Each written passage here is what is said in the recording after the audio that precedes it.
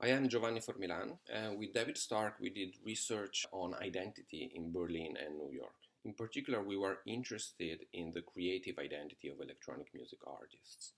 The hook that brought us there was the intense use of aliases by these artists. Pseudonyms, pen names, stage names are everywhere in the arts, but somehow electronic music artists use aliases very, very intensely. Some of them are known to have used more than a dozen different aliases in their career.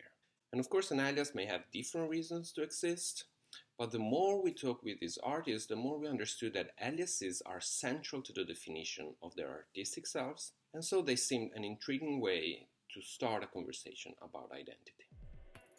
One of the things that we do in this paper as sociologists is to consider the self as not isolated but as a product of social relations. We all develop our sense of self through the several forms of relations that we have with others, our families, friends online, our colleagues.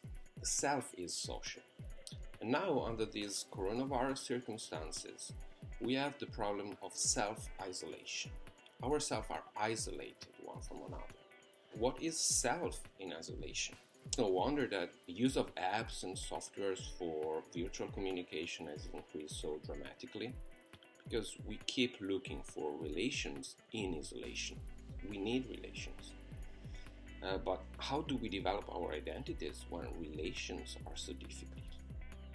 In our project, David Stark and I are interested in names. Some of the people we talked with were anonymous, some others had multiple names at the same time. And the very unusual situation we are living today presents us with a similar problem of anonymity and polyonymy. I realize that every day I experience this curious coexistence between different ways of thinking about myself. Sometimes we find ourselves thinking of us and the people around us as individuals. Am I sick? Are my beloved one at risk? What can I do to personally contribute to the situation?